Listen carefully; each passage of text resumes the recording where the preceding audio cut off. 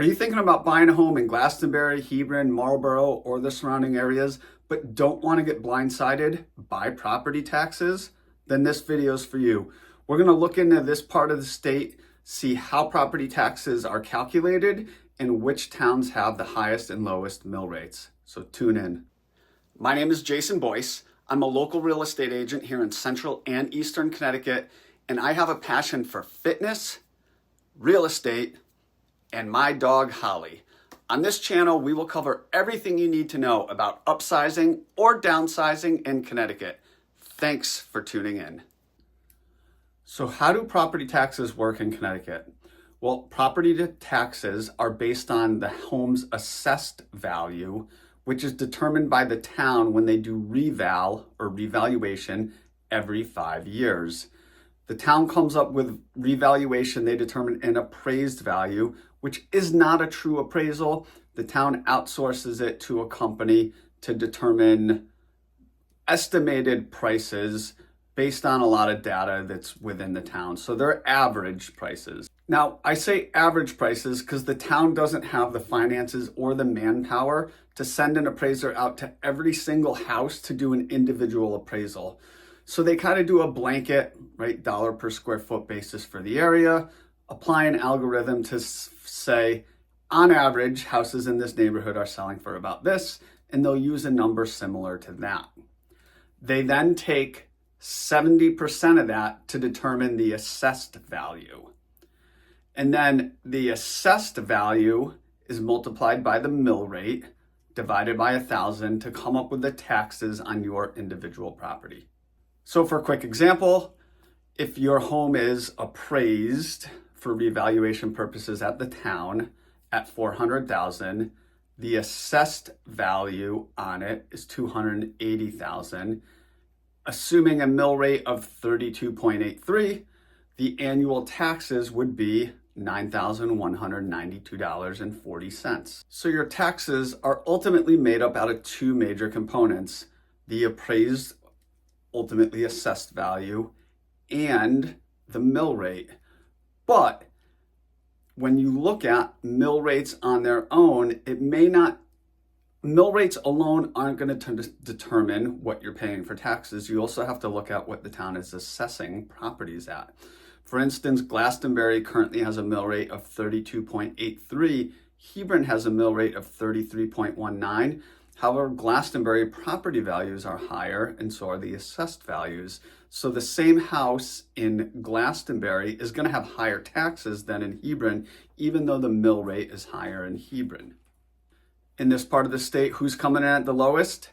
Currently, that's Columbia. Columbia has the lowest mill rate in this area at 25.91.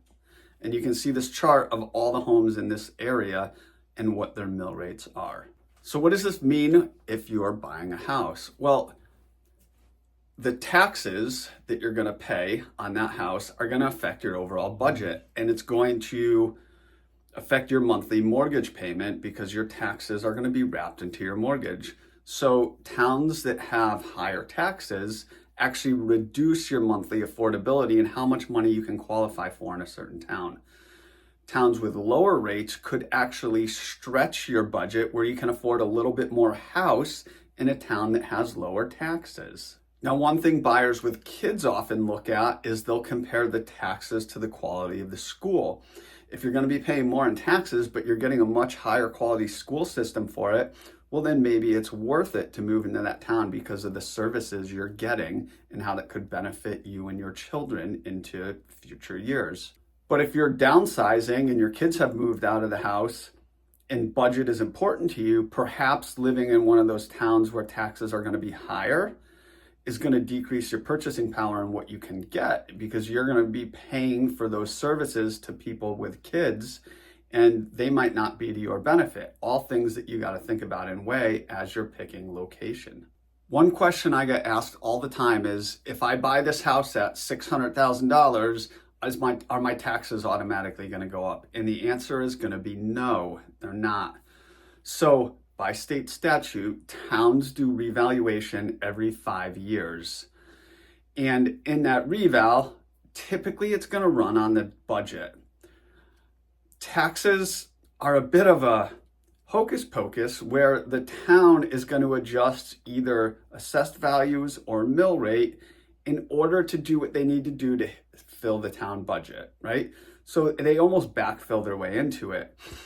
And so that revaluation is going to occur every 5 years. So if you buy your house somewhere in that 5-year period, well, it's not going to change until the town does reval. But remember, they're not going to do reval based on each individual property. They're going to look at all the averages for the area and then just apply that across the board. However, if you do improvements, like say you add a garage or you do an addition to the house, something like that, the town could add to your assessment based on what they think that improvement will add to value.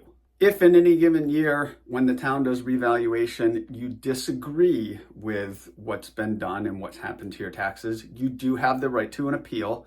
You can go in front of a town appeal board and make your case as to why you think the town is wrong based on what you're paying for taxes. Typically, they are going to require a licensed appraiser to do an appraisal on your property to present as evidence. So hope you found that helpful. Again, here is that chart, and this is going to go through the towns in this area and what their mill rates are for the 2025-2026 fiscal year. Hope you find that helpful. Again, Columbia amongst the lowest, 25.91. Colchester is also in there at 28.67. Those are the only towns in this area under 30. The other towns go up above 30. If you have any questions, comments, if you found this helpful, please drop them below. We are here to help. And if you have anyone else that might find this information useful, please like, subscribe, and share this with them. Thanks for tuning in.